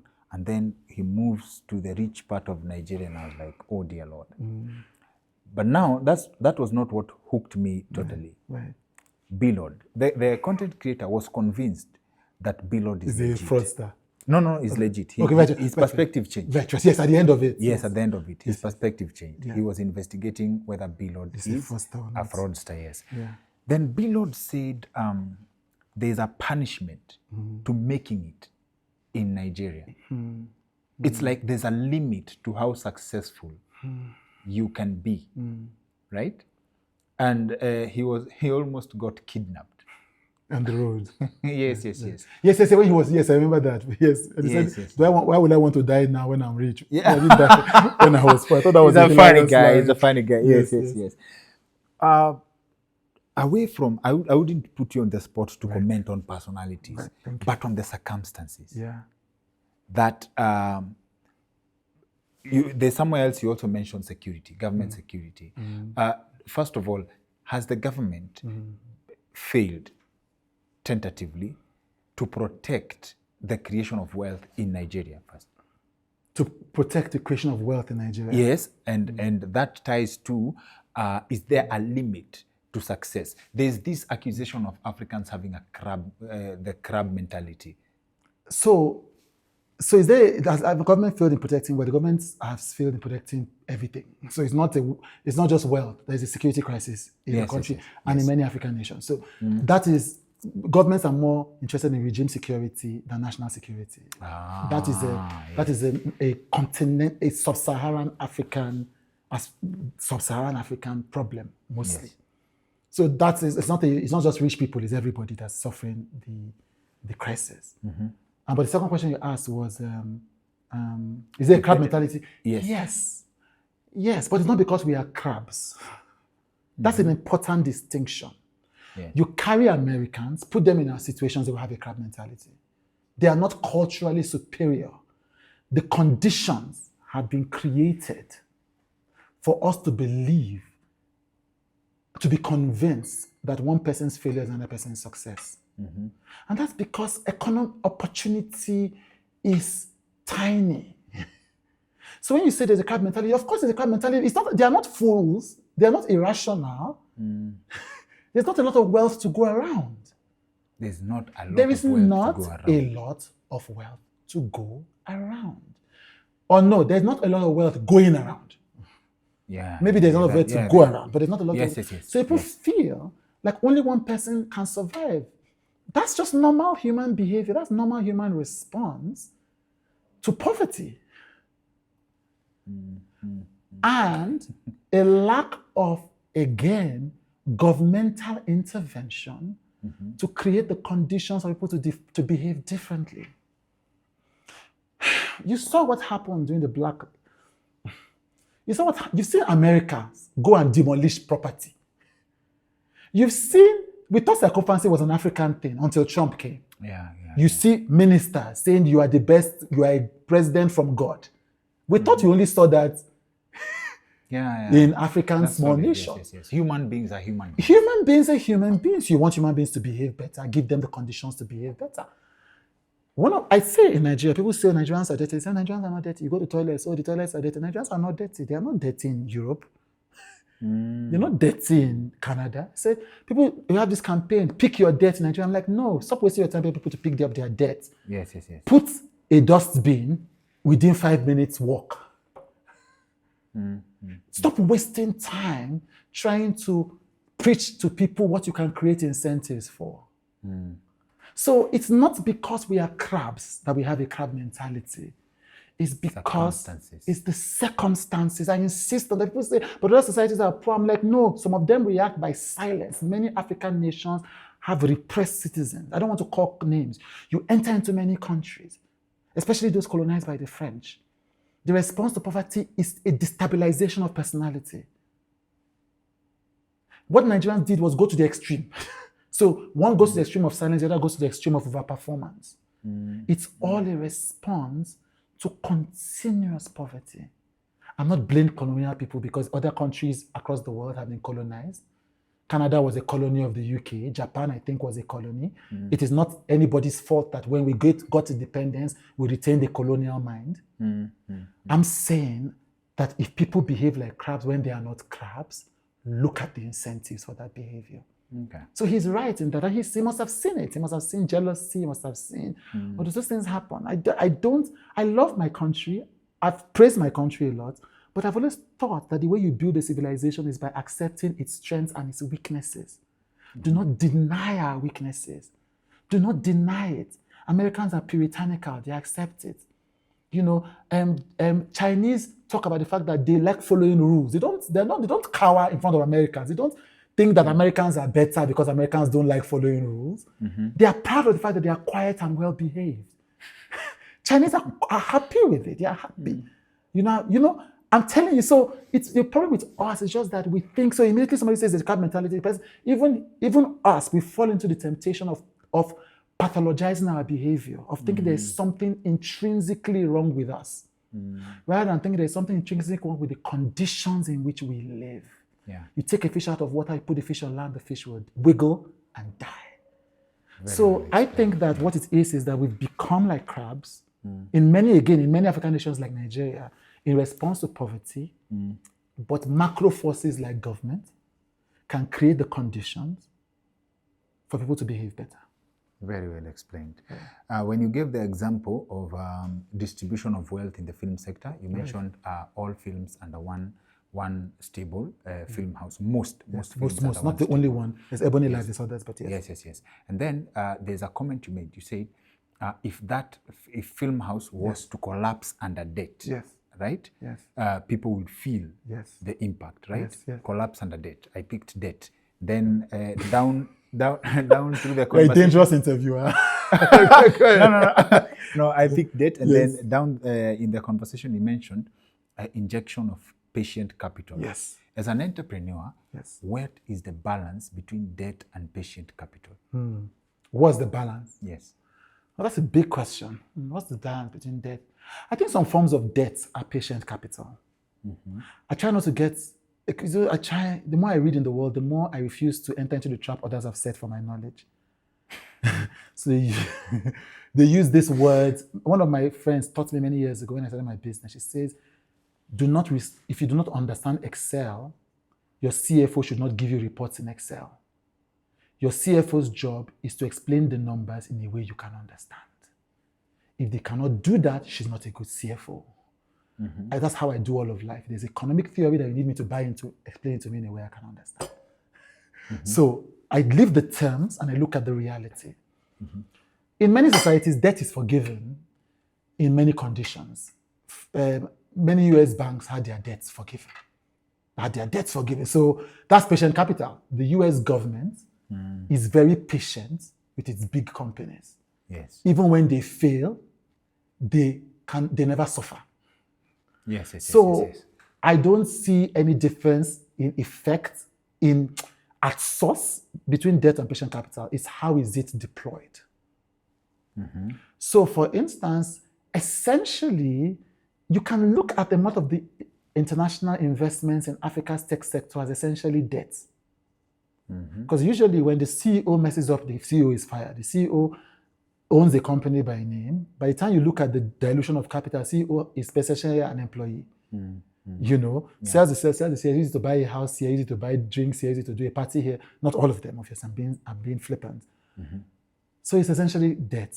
I don't care the form. The Afrobeats Bank, AFDB is playing with all kinds of debt that is really patient capital. I don't really care about the terms. We need patient capital. Whether it's debt, whether it's investment, whether it's cooperatives, whatever ways, we need massive inflow of intelligent capital into the places of most return. It's a tragedy, for instance, that Nigeria doesn't have systemic investment in the creator economy. It's a travesty, but the government doesn't understand it. I had the presidential people know who it is. I've had, so it's like, you sit down with presidential candidates in many African countries. They don't understand the creator economy. I had an African leader say to me, oh my God, I was on CNN. And do you know that when I went on, I had makeup on. It's big business. And I'm like, what the hell are you talking about? Makeup has been big business in different countries of Africa for at least a decade. They fundamentally don't understand. We have leaders who are fundamentally ignorant. That's not even an insult. They don't read widely. They don't understand the world. They just do what their Western-trained economists tell them. From all kinds of economic convention that Western thinkers even struggle with. We accept as settled science what is not often truly settled science. If economists in America were right, they would not have had all the downturns, the housing crisis, the banks being destroyed, income inequality. Yes. So we bring those things because we just accept without thinking. We've been unlucky. So we just follow. I'm not interested in those terms. I try to think for myself. following the evidence. I don't just think for myself in my house. I just think about the evidence. And I say, European economies were so great, France will not be in a crisis, Italy will not be in a crisis, Spain will not be in a crisis. So let's stop fetishizing Western economics. Let's stop fetishizing it. We need patient capital. When our governments want to invest, they invest in roads. They invest in things, they invest in these ridiculous things. No, let me not say that. It's not ridiculous, but they invest in the things that are easiest. Of course, there are all kinds of incentives. It's easier to steal money if you are doing a big road project, all of that. They don't understand the creator economy. They don't understand ed tech. They don't understand culture tech. They don't understand the places where we have a real cultural advantage, a real competitive advantage. So we need truly original thinkers. We need the kind of thinkers, you don't need to like Mark Zuckerberg. You don't need to like Sam Altman. You don't need to like Peter Thiel. You don't need to like, this new company that's now creating all kinds of chaos in terms of privacy laws internationally. Peter Thiel's latest investment company. You don't need to like them. But you need to appreciate the fundamental original thinking that inspires the way they created new economic value. You need to understand how Israel is one of those countries economically that we don't talk about a lot in terms of economic value created in a very small space. Of course, everybody talks about Singapore. So there are countries where they don't look at how did America develop itself. They create their own They create their own thing. We have a world, a Black Lives Matter world. There's white guilt. They want to consume authentic content. Of course, it's a problematic desire, but that's fine. Whatever it is, we are here. Government should be thinking about our government should be thinking about to take advantage of white guilt and create reverse economics. Low production costs, high return on investment via dollars and other international currency. If I tell you that the big economies on the continent do not have thinkers thinking like this internally, I would not be lying. I have worked at the highest levels of politics in at least 6 countries. Sat down with presidential contestants, sat down with presidents. They don't even know what I'm talking about. If they are if a president because he's watching this thinking, no, what I need is debt so I can build roads, so I can invest in healthcare. They don't understand that, okay, how about investing? We had COVID, for instance. The prediction was that people were going to be dying on the streets. We didn't die. And many of us, I was vaccinated. I don't play games with my life. I went, I got the vaccine, I listened to the science as it were. But people were not dying. And some people would say that vaccination was playing with your life. I got vaccinated. Exactly. And I hold space for contrarian views. I believe in vaccines. I was vaccinated. But I don't judge people who hold certain ideas with skepticism. I believe in following the evidence. You might have noticed, I'm like, this is what I believe, but I follow the evidence. And I'm like, unless you have contrary evidence, you have to use vaccines. There's no other contrary evidence. But that's not even the point. The vaccine argument, I find it to be tedious. Like, unless you have something better, use the vaccines.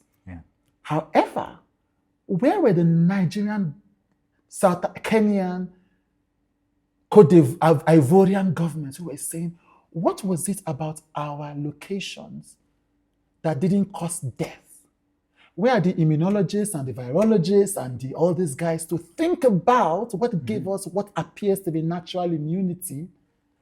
And how can we build health tech or health products when the next pandemic arrives?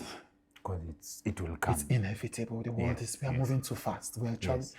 But nobody's thinking about that. And I'm not saying it's a magic bullet. I haven't done the research. I do not know. But there is an interesting thesis. That's an interesting thesis. It does 2 things. It creates immediate employability locally. It creates health tourism. Why do we all go to India? The standards are a bit more loosened than in the West, but we go there because it's cheaper. And because of the cheapness, the industry has grown, and so competencies have developed. Because people are dealing with tough cases, so they're learning fast about things that others will not learn. But nobody, there's no leader that I have read, no policy paper, no intervention, none of the bilateral meetings at WHO where I've heard anybody even think about what competitive medical advantages emerge from our experience with COVID. I'm just giving it as an example. I'm not saying there's anything there. The way we think, we don't think organically. My thesis is that because of colonialism and poverty, we don't like ourselves.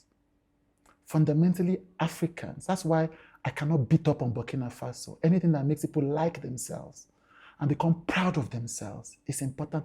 We think we are inferior. We really do think we are inferior most times. So we have a thinking problem. We have a conditioning problem. Yeah. Because if I say thinking, people might understand it. That's also plausible. Yes. That's also and it's not even a deliberate. I don't think that the colonialists were trying to condition us. I think they did whatever they needed to do to extract resources, and they left. They didn't say, "Oh, I want to." I am not a conspiracy theorist. They say, "Oh, France is trying to." I think France is just trying to protect its own national interest and the monies it has here.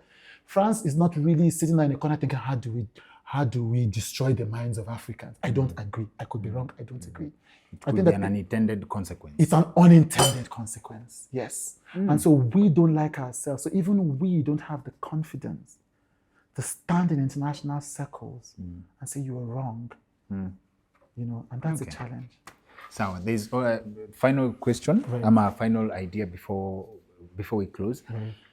There is theories, and I believe this is Malcolm Gladwell, who makes a very solid case that where you're born really matters in terms of economic success, save for the outliers who will be lucky. And you used to have a show called Sons and Daughters.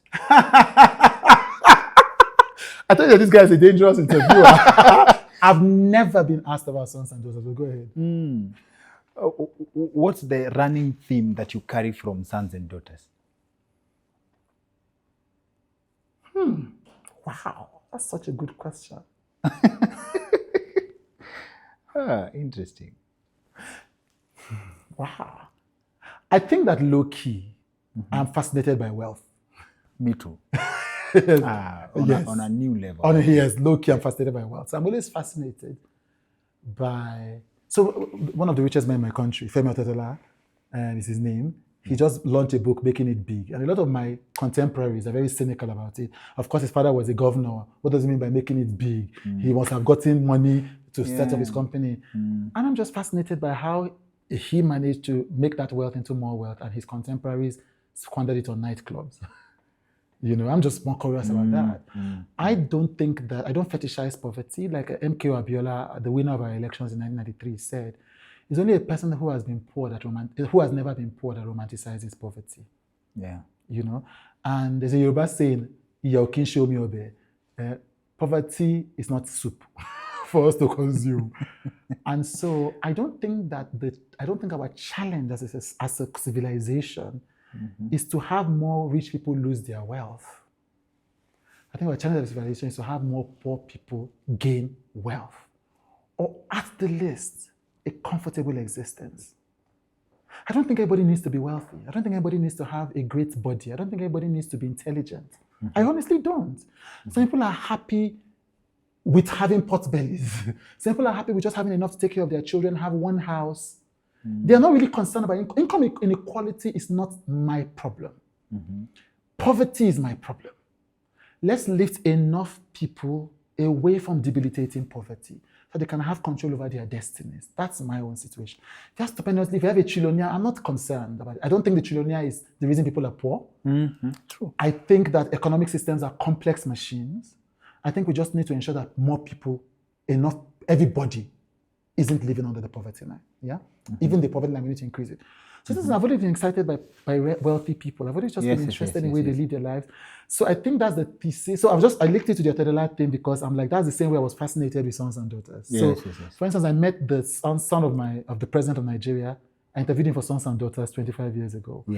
And it's just a fascination with it. And just a fascination with the confidence that wealth brings. Confidence that wealth brings. Yes. When you are wealthy, you are often indoctrinated to believe that the world belongs to you, that you can walk into any place. I remember the first time I stopped being worried sitting down in restaurants without ordering anything. This is the, That's an interesting point. yes, because I know that if somebody walks up to me and demands that I order, I can. But when I didn't have money, that was a real anxiety. Yeah. So I can't walk into certain restaurants. I don't feel like I didn't feel like I had the emotional, the psychic permission to walk into certain spaces. That's false, by the way. There are many poor people who have the confidence to walk anywhere. Igbo people, for instance, are like that.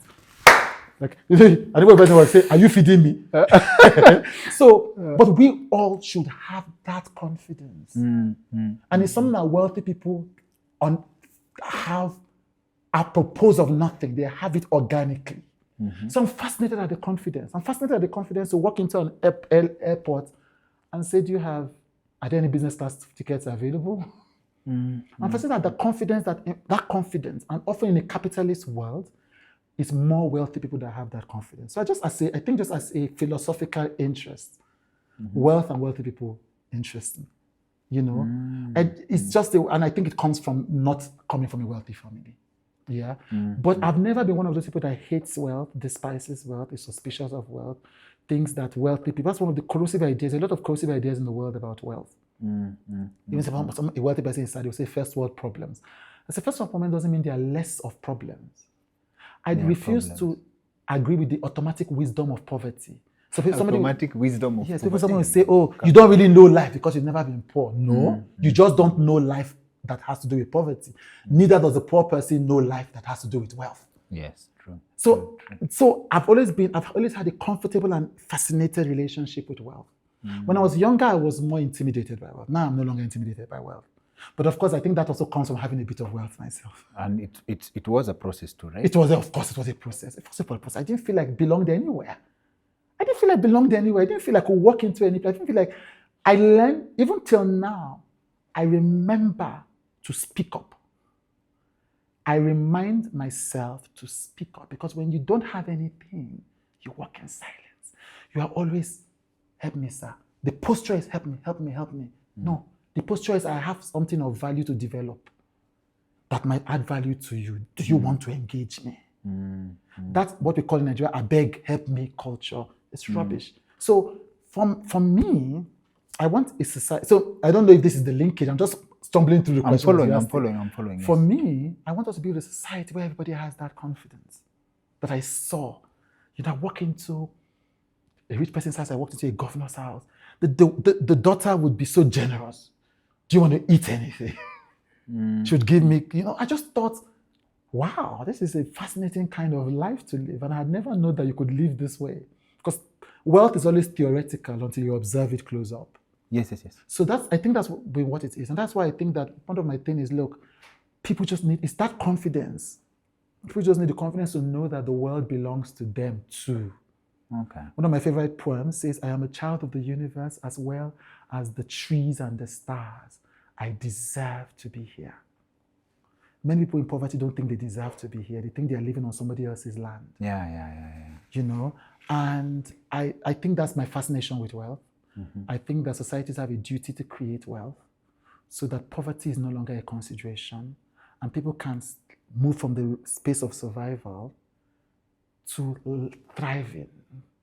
So if a man has one house, social security, health insurance, clean water, he may decide not to struggle for more.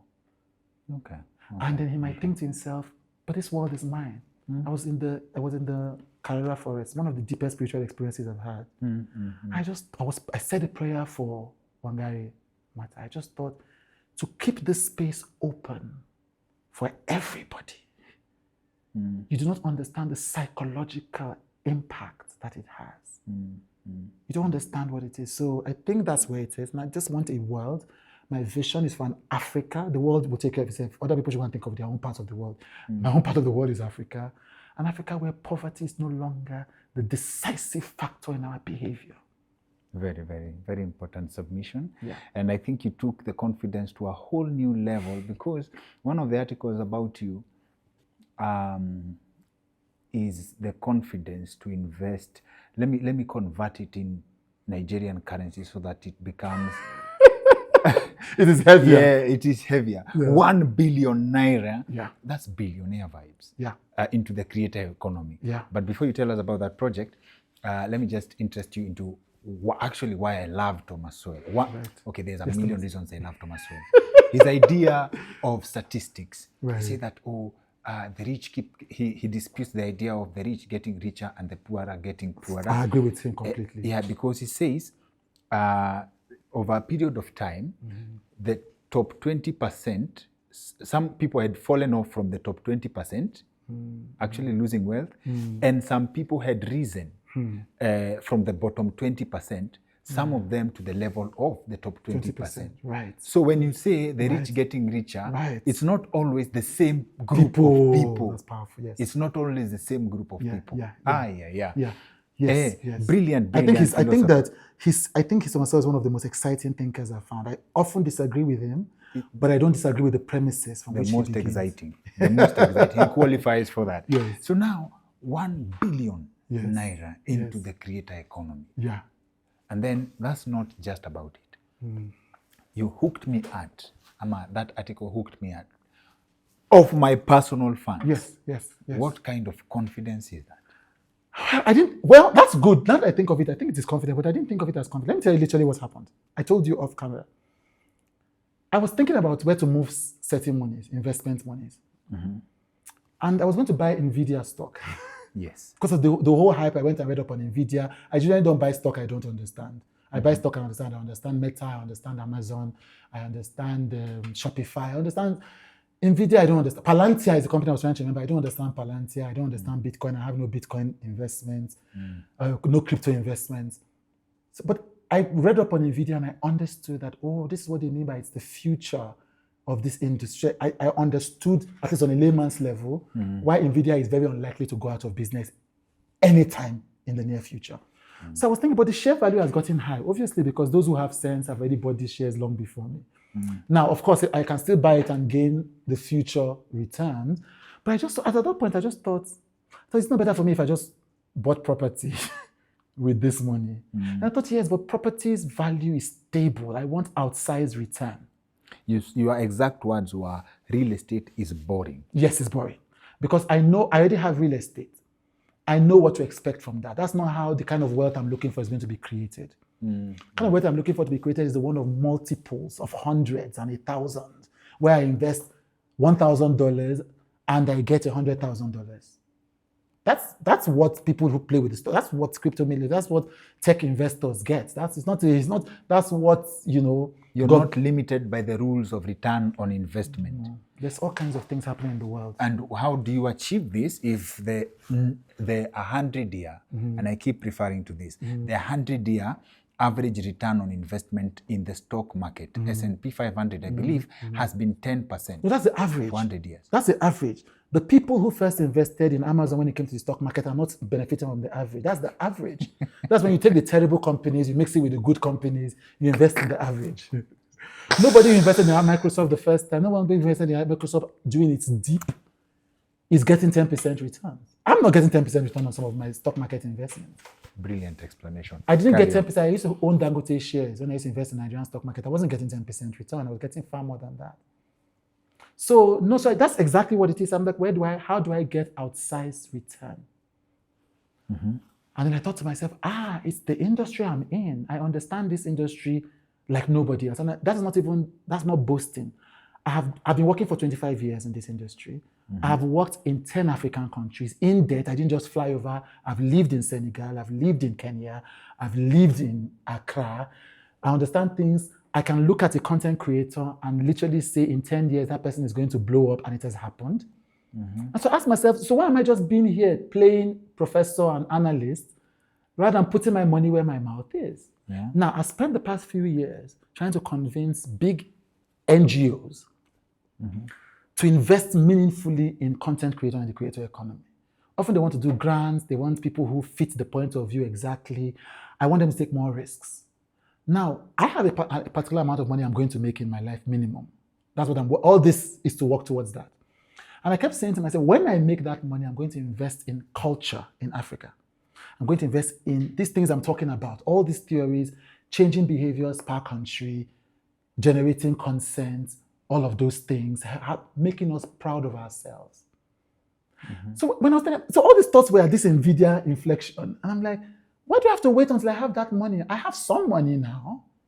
I can invest that money now, and I can also achieve the two at the same time. So I can make returns, outsized returns, hopefully, and change culture in the process by using my money to platform creators who have a very African point of view. Creators like yourself, but of course, you're not the kind of people I'm looking for. You have too much money. Creators like yourself, creators like Lenungogi, creators like Wodemaya, creators like... I want to be at the scene of Wodemaya's first 15 videos and invest in Wodemaya, create a structure, and support. Wodemaya is one of the most important cultural influencers 100%. Africa has seen in the past 20 years. And he has a good spirit. Great human being. I've never met him, but 100%. I can see it from people who have met him. 100%. So so I can achieve two things at the same time. I can help the next Wodemaya make money. I can make money. And I can have the next Wodemaya build African confidence in African selves. Okay. I thought this is a winner. It didn't take me a lot of time to go. I sat down, did the math, sat down, spoke to my investment advisors, etc., said, how much can I easily lose? And I will not run mad. And the figure was 1 billion. And that was it. And I also realized that even waiting for the NGOs to do it was me still doing what I did in my youth. I beg, sir. I'm like, I'm no longer a young person in the Chateau who needs to wait for somebody's permission. I'm no longer, my mind, I need to remember that I now have some money.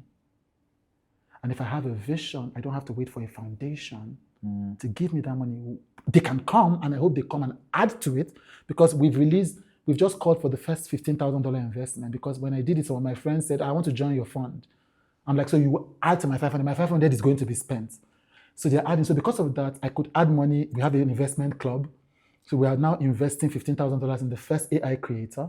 Then we're now looking for the next. We're now looking for creators that are out of the city centers, because that the business model is lower cost of production. If you are creating from Kilifi, your cost of production is very low. Yes. But if you are putting it on the internet, your dollars is very high. Yes. So I'm looking for this. So I realized that, yes, and I can easily over a 1 year period of time, which is my hope to disburse this money. I hope that I get enough, but I'm not going to invest because I want to pity you because your family was, no. It's an investment. It's not a grant. It's my personal wealth. Yes. So in a 1 year period, I hope to find enough investable people to be able to let go of all that money. Okay. And then even pull more money resources. And over the next 2 to 5 years, prove the thesis that, like Mr. Beast, content creators are an investable business model with powerful unit economics. 100%. And I wish you all the best in that venture. I don't know whether there's a channel through which the content creators can submit proposals. Yes. Fourthmainland.com. Fourthmainland.com. If they have any that, you can go to my social media handle, Chude, and they will just see the information. But right now, the official fund opens up in January. Okay. Because we're still working out some details. We're still building together the due diligence team. So, but they can sign up an email newsletter so they can get information once we open. But right now, there's a link on the site for AI creators. There's also a link in the description of this video that takes you directly to the platform. Submit your proposals, I believe. Yes. And you don't need big English. This is not tech investments. You don't even need to understand business language. Just prove to us that you have content that Africans in Africa and the diaspora will consume in large numbers. That's all. 100%. Yeah. Thank you very much for making time for us today. Thank you for having me.